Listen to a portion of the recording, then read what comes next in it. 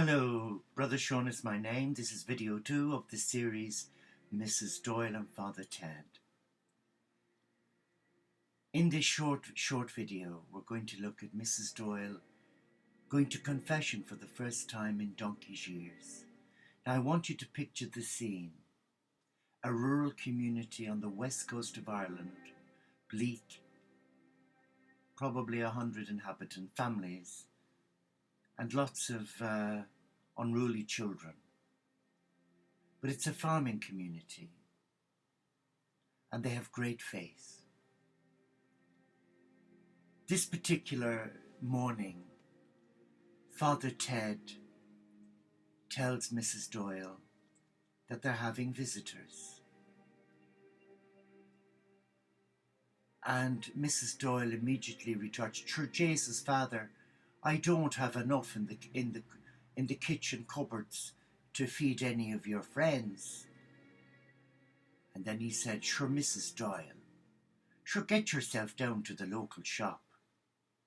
There's 10 shillings, buy a few bickies, and we'll have a nice cup of tea." "Okay, Father, I will." And on her way down, she realises that there's a special confession going on in the neighbouring church. She doesn't want to go to her own because Father Doyle would hear everything, and before too long it would be around the parish. So she decides to get the pony and trap out from the back of the presbytery. And sure, Jesus, it's a windy day, so she wraps herself up well, and she makes herself along the little narrow country lanes. And sure, the world and its mother knows Mrs. Doyle, and she's waving to them. And then, of course, there are people in front of her, and she's shouting, "Go on, go on, go on." She finally reaches her destination, the little village square. She pops into the grocer's, and she shouts to Mick, "Mick, have you any special bickies on offer? Sure, Father's having visitors today." He said, "Oh, sure, Jesus, Mrs. Doyle, there's some lovely ones over there. Help yourself." She said, "They're a bit damp." "Ah, sure, put that bloody hairdryer on them and they'll be as right as rain." "I will," she says. "And there's a few bob over for me to get myself a little drop of the hard stuff when I've been to confession." "Oops, I shouldn't have said that." He said, "Are you going to confession?" She said, "Listen, Mick," she said, "I've not been for years. I'm petrified of going to hell." And you would have thought differently, me living in a holy house with all them priests. But I tell you, if them walls could talk, you'd be shocked. They're not holy men at all. Should they like yourself? It's all a front.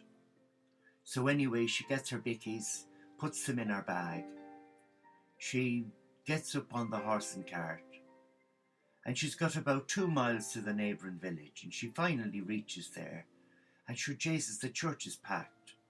There's a visiting priest, and that's great news for the locals because he won't know them from Adam, and he won't know their faults and their family history. And Mrs. Doyle is really chuffed with that. So she joins the queue, and eventually it comes to her turn.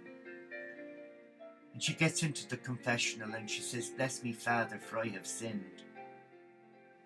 It's many, many, many years since I came to this place." "Ah, sure, it's all right, pet. What's your name?" "Well, now, it's Mrs. Flaherty to you, and something else to somebody else."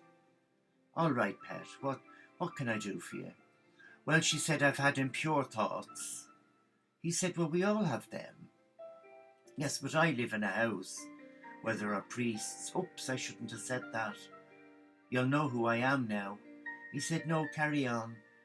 He said, "And one of them is drop dead gorgeous, and me, I'm a spinster." He said, "Well, why have you come here today?" He says, "Well," she says, "I'm telling you now, Father," she said, "I'm having a crisis of faith." "In what way, Mrs. Doyle?" "Oh," she said, "you know me after all." He said, "Listen," he said, "your mouth is famous in Dublin. Sure, news about you travels far and wide." "Well, tell me about this crisis of faith." "Well, let me tell you, Father," she says. I've read this advert about this shower called the Teo Community of St. Francis, and it's confused me because there's something after it saying interspiritual, and I haven't got a clue what it means. So he said to her, "Oh, Jesus, Mrs. Doyle, you want nothing to do with them. Sure, they're heathens." "What do you mean, Father? Sure, they're not baptized at all. Sure, they're going to go to hell." "Oh, but Father, you shouldn't say that, because isn't it true that we're all a child of God?" "Well, if you believe that, you'll believe that Father Christmas is a saint." "And now go on, Father. I'm confused here. I feel very drawn to replying to this crowd. Sure, Jesus, do you want to be excommunicated, Mrs. Doyle?" "I do not, Father. I've worked hard at keeping the faith. I look good on a Sunday morning when I go to church. I've always got clean clothes on. I'm not really bothered about the prayer stuff and the Mass in Latin. But you know what, Father," she said, "there's something about this advert that's really drawn my attention." "Well, what is it then?" She said, "Francis. They must be Franciscans." "No way, Mrs. Doyle. Sure, there's no Franciscans that are interfaith. Sure, it's a load of baloney. They're lying through their teeth." "Well, now, Father, I think I best confess me sin, because I've got something to tell you. I've written to them." "Jesus, Mary and Joseph, you haven't." "I have, Father. There's a strong pull inside me. I'm not happy being a Catholic, because it's so bitchy. I mean, I watch them when they come to the presbytery, the bishop and the Hooray Henrys from Dublin, and Jesus," she says, "they're no more holy than Myra O'Byrne, who's the tart in the village." "What do you mean?" "Well, you'd expect men of God to be a bit more devout, but should they drink us under the table? And the language is shocking. Sure, look at Father Jack. He's as filthy as they come, but he's going confused. Now, Mrs. Doyle, I'm warning you. If Father Ted gets wind of this about you thinking about entertaining interfaith, she'll be the laughing joke of the village. Keep the faith, Mrs. Doyle. Your ancestors paid the price for it. Sure, look, we've sent missionaries to Africa. Next you'll be telling me that the black people will be coming over to this part of the country to preach the gospel to us. Sure, Jesus, that's what we don't want. It's all right us going to them, but we don't want them coming to us. We've standards, Mrs. Doyle." "Oh, but Father, sure, aren't we all one?" "What do you mean we're all one?" "No, we're not. No. We're all linked to Peter.